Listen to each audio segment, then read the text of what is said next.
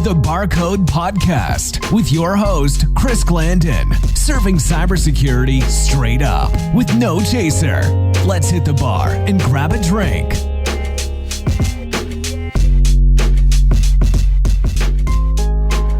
My man, Danny boy. Hey, Chris. Wait, how did you get in here? This is a closed private VIP event, bro. Did you social engineer the security guard out front and pick the lock, or did you just hijack the biometric reader to get in? Nah, dude. Side door was propped open. Damn it. Okay, well, since you're here. I don't see anything on here that really stands out to me. Yeah, hold on, Chris. Hey, can I help you with something, sir? Yes, can you make me something special? Yeah, of course. What's your poison?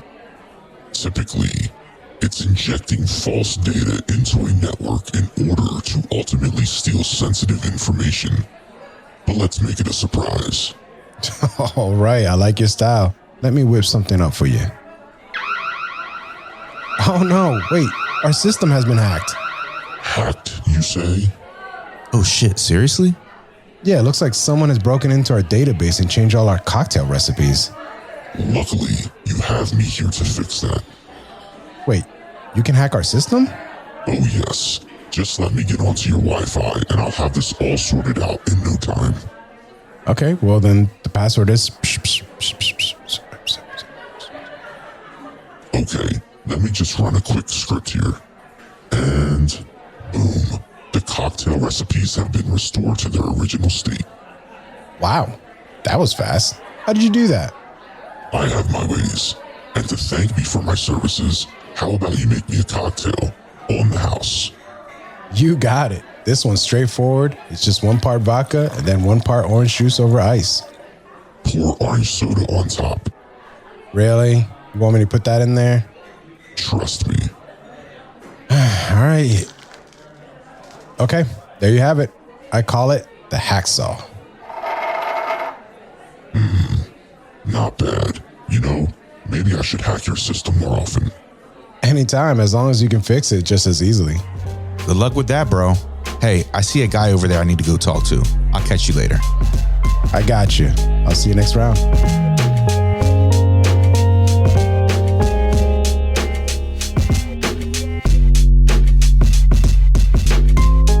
Bruce Schneier is a renowned American cryptographer, computer security expert, and author who has dedicated his career to advancing the field of digital security and privacy.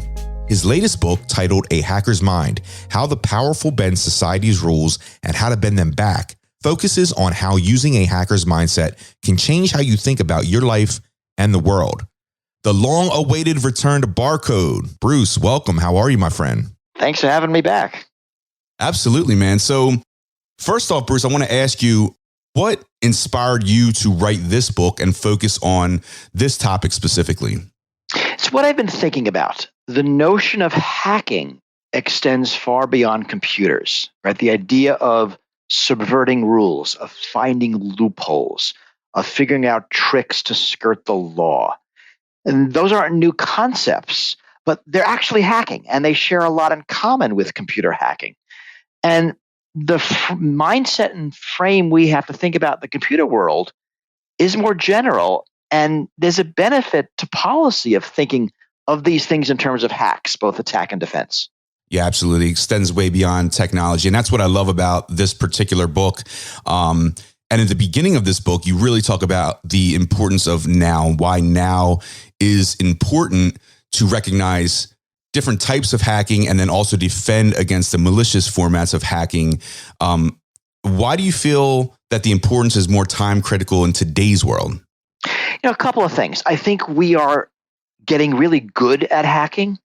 Right? The rich and powerful are really good at finding tax loopholes or getting their legislative priorities passed or figuring out holes in our regulatory compliance structure. That it's just getting to be that there's 2 sets of law, one for those who figure out how to evade it and the other for everybody else. And that's just bad for society. So I think that's important now. I think the risks are more catastrophic now, that these are global systems, and whether it's the internet or climate or AI or bio, that the risks of this hacking is becoming greater. and we need to think about that. I think there is now the chance that AI will start doing hacking. Not that they will find, how do I want to say this, that hacking is a creative process, or is looking at a set of rules and figuring out what the loopholes are. And that's a very human process. But I think it's going to become an AI process in the next few years. And that's going to change speed, scale, and scope. And I talk in my book about that. So that's going to make things different. So all of that lines up to make this critically important. To say it more generally, it's kind of like our systems of law and governance no longer work for us as a species. We're just too powerful as a species for our laws. So we need some other ways of thinking about it. And that's really what I try to do in the book. Yeah, I do want to talk about AI in a moment, but you mentioned systems specifically, and this could be AI and beyond, right? What do you feel are the fundamental principles about systems that allow them to be hacked? So a system is really a set of rules. It's a set of things that can and can't be done. Sometimes they are physical rules. Right? You can imagine a mechanical system obeys a bunch of physical rules about how it works. But it can also be a system of laws. The tax code is a system. Our systems of finance. And these are socio-technical systems. And they are all similar in that they are controlled by the rules that govern them. And I think that all sets of rules are either inconsistent or incomplete. Right? They have things that the designers haven't thought of. They have mistakes or circumstance changes, and they're now used in a different situation than they were designed for. And sort of given that, all systems are hackable. Right? There's no such thing as a hack-proof system, just like there's no such thing as computer code that doesn't have bugs. We just don't know how to do that. It is just so complex and so interrelated, so many interactions, that these bugs, these vulnerabilities are inevitable. These hacks are inevitable. So much of our life is governed by these complex socio-technical systems. Our systems of governance, our systems of commerce, our systems of interaction, and they're all hackable. Do you feel like AI moving forward will help strengthen that at all? Or do you feel like that just becomes another victim in that cycle? I think it's both. That's what makes it interesting. It's certainly another system. Like, we have already seen lots of hacks against AI. It's called adversarial machine learning in the community, and there's different ways to manipulate and abuse an AI system. And lots of systems are vulnerable to that, and that's going to be true in the foreseeable future. I mentioned previously the idea of an AI finding hacks in other systems. So you feed an AI the entire nation's tax codes, or maybe the world's tax codes, and you say, find me the loopholes. Then you figure out, will it tell you to register your company in Delaware and register your ship in Panama? And what will it tell you that we don't know? So there's that. I think there's going to be this usage of AI to find vulnerabilities in systems, to find hacks in these socio-technical systems. But those same AI vulnerability finding code can be used for the defense. And so we can imagine in the software world that a company, Microsoft, anybody, would feed its code to an AI saying, find the bugs, find the vulnerabilities, and then they get patched before the code is released.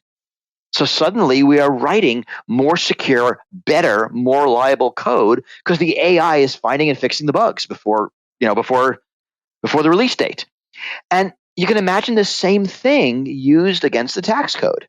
So someone proposes a new tax law, and then the candidate or a watchdog group or the press runs this loophole finding AI against this new tax proposal in the rest of the tax law and finds the vulnerabilities, finds the loopholes. It doesn't mean they get fixed, right? Our legislative process is more complicated than that. But it doesn't mean they get discovered and they become part of the debate. So AI, in all cases, this is just an example of that, benefits both sides, attack and defense. And who comes up on top at the end? I don't think we know yet. Now, I think that the defense prevails in the long run simply because if the defending AI finds a vulnerability, it gets fixed. But in the meantime, right, the attacker finds a vulnerability in all the existing things and then can exploit them. Yeah. So in terms of what we know as the endless arms race, right? With AI technology becoming more mainstream now with tools like ChatGPT, right? Do you think that the accessibility of these tools will ultimately increase AI-based attacks in the future? And, what does that mean for defenders as this technology continues to evolve? Yeah, a couple of things I want to tease out of what you asked. ChatGPT, DALL-E, these are the AIs that we in the public are allowed to play with. And I say allowed very specifically. These are designed by big corporations for profit, and they are letting us play with them because that's how they're training them, right? They're getting better product because of all of our free labor. That's the exception. Most AIs are owned by these big corporations for their own benefit. And that's why I think in this arms race, the advantage goes to the already powerful. That tax break finding AI, you don't get to run that. Goldman Sachs gets to run that. Right? It's going to sit in their basement. It's going to find tax loopholes. They're going to sell to their wealthy clients. Right? That's not going to be something that we are allowed to use unless things change. Right? So the AIs are being built by these powerful companies because you need a lot of power to build an AI. You need computing power. You need training data. You need researchers. This is not something that we as hobbyists can do. So I think democratization of AI is extraordinarily important for society. First, what you said, give people an idea of what's possible, but also to allow the underdogs access to the tools. So you think of ChatGPT. Sure, my students can use it to complete their essays and cheat and plagiarize, and I'm probably not going to know, and kind of a waste of their education. That's too bad. But I really worry about it being used as a persuasive tool, not to write op-eds. Anybody can write op-eds, but to mimic millions of people on the internet, on Twitter, on Facebook, on other social media, in comments columns in newspapers, and act like regular people with a political bias. Now, I don't care if one person does that, but by the millions, by the billions, that overwhelms political discourse. You go online, you read what you think is a robust political debate, and it's bots arguing with other bots. And unfortunately, the bots that win those arguments are going to be the better funded bots because they'll be the better at it. So, this is tied up a lot with our current inequality. And the fear is that it magnifies that. The other thing that you kind of touched on is the need for agility. Right? You find a tax loophole, it takes about 2 years to patch it. And that might be okay if you find one, but if you find 1,000, that's not going to fly. We need some way to patch our systems faster. Microsoft finds a bug, they patch it within weeks. Apple, the same thing. There's a bug in the tax code, it's years, if it's ever patched. And that cycle needs to be shortened. We need more agility in these socio-technical systems in the same way we have them right now in our computer systems. I completely agree with that. In your book, you spend a great deal of time discussing how law and policy can be hacked. How do you think AI and digital simulation technology will change hacking policy and legal code? And then what do you feel is the timeline that we could expect to see these changes occur? It's this idea that AIs will find vulnerabilities. Timeline, I don't know. If I was Goldman Sachs, I'd be working on it right now. And, it's not going to be that the AI finds a loophole and just hands it to you. It'll be what we know works best, that it's AIs and people working in tandem. Right? So the AI finds some candidates, the people say, that's not great. Here's a tweak. Go back and think about it some more. and the AI does, and it goes back and forth, and eventually there's something that the humans say, this is a good idea, here's how to make it a great idea, and then it's released. So I don't know timeline. I think it's sooner than we think. I think finding loopholes in the tax code or loopholes in financial regulations is not more than a couple of years off. Interesting. And what are your thoughts around the integration of technology with policy? So you think of smart contracts, blockchain, law bots, and how do you expect that to change things? Oh, God, I will hope they go away. I mean, smart contracts are stupid. Blockchain's idiotic. I mean, none of that actually does anything useful. We already have contracts that trigger automatically. So I don't think it changes anything. I mean, it could be the dumpster fire it is, but hopefully, the blooms off the rose, it'll go away. We don't have to worry about it ever again. You provide a lot of great information in this book with a lot of takeaways, but I'm curious to know if there were any takeaways for you. Did anything either surprise you, or was there anything that you learned from personally going through this process? I was surprised how much hacking reinforces existing inequalities, because we think of hackers as, teenagers in hoodies, countercultural, the little guy fighting the man. And that's not really the way it works. That most hacks of the tax code are by the rich. If I found a tax loophole, one, I can't make much money from it, and two, the IRS is going to close it. Right? Wealthy billionaire finds a tax code. One, they make more money, and two, they will lobby so that Congress enshrines it into law. And then when I think about it further, I realize, the NSA are actually the world's best hackers. That in fact, hacking does magnify existing power. And I was surprised that. I mean, in retrospect, I shouldn't have been, but I really came into it with much more of a traditional countercultural mindset than I came out of it. So the comment that you just made about the NSA being the world's best hackers, can you just expand on that for me? I mean, so we learned this from Snowden. We saw glimpses in the NSA's hacking capabilities. And it turns out they have a lot of money, but they have budget. They have expertise. They can hire people. And it's a career path. It's not just a hobby. It's not just something you do in your spare time. You are a hacker for the government as your job. And that's your expertise. And you can have conferences on it, and you can get better at it, and you get rewarded for it. And it's legal, right? You don't go to jail for making a mistake. And you have, the budget and demand of the US government behind you. And that just makes you better at it than if you were, some teenager in your room trying to hack a system because it's fun. Or even if you're a career criminal. For those that are looking to get into hacking, I mean, number one, obviously, pick up this book, but any other resources that you can think of that maybe extend beyond the scope of what we typically hear as hacking from the technical angle? I think I'm the one who took this hacking idea into the vernacular, but the notion of loopholes is not new, right? A hack is a loophole. So there's lots of people who write about loopholes and how they're exploited. In the computer field, I always recommend Ross Anderson's book, Security Engineering, as a great resource for anybody in this field. Adam Shostak wrote a new book called Threats, which is very good and talks about some of this. And then his previous books on threat modeling are really useful. So that's where I'd start. Poke around. I maintain a blog. I write every day, so there's always a lot of stuff there. Everything I do is on Schneier.com. And, look around. I think there's a lot more in common with the non-computer world, which is different languages.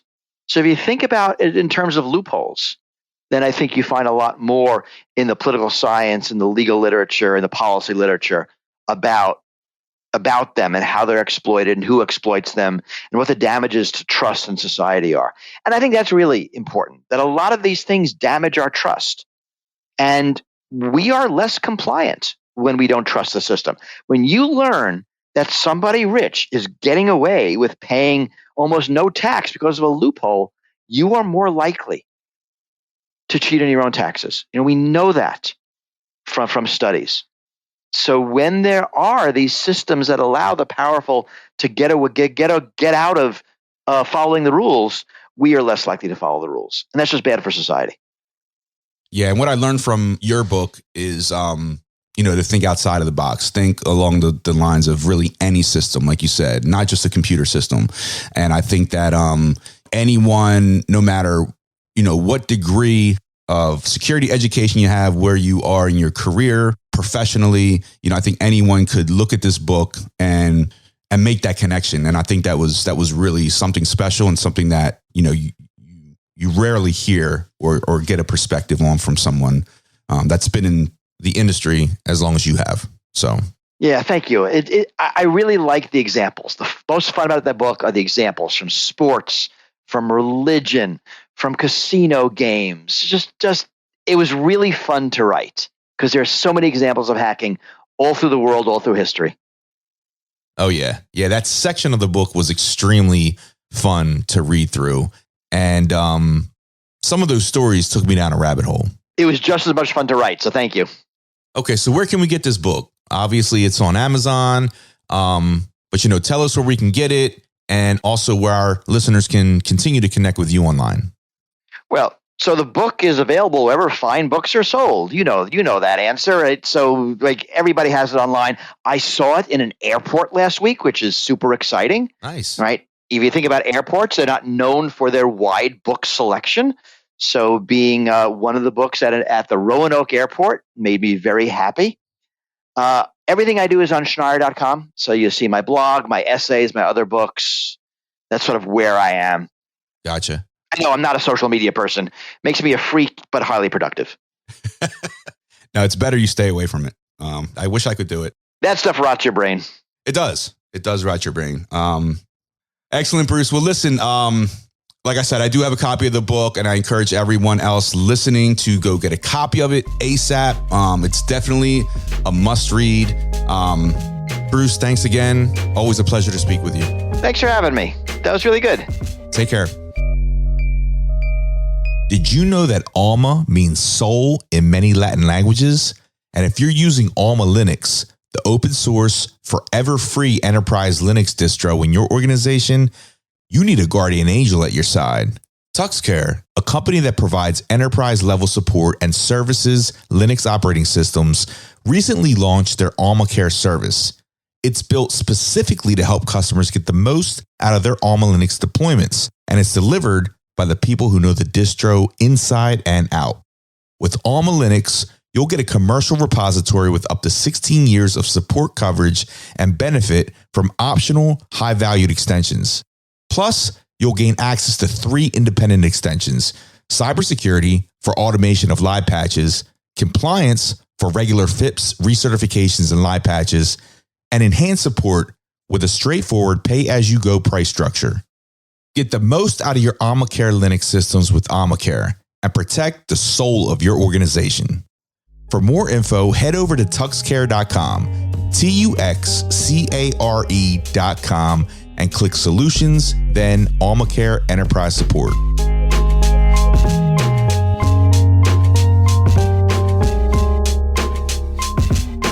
As you know, Barcode is where security and IT professionals hang out after a long day. So, get your message front and center to our fans by sponsoring an episode or live show. Learn more at barcodesecurity.com/sponsor. Cheers. Unfortunately, it's time to shut the bar down for this episode. Thanks for stopping in. See you next time. We'll save you a seat. Be sure to check us out at barcodesecurity.com.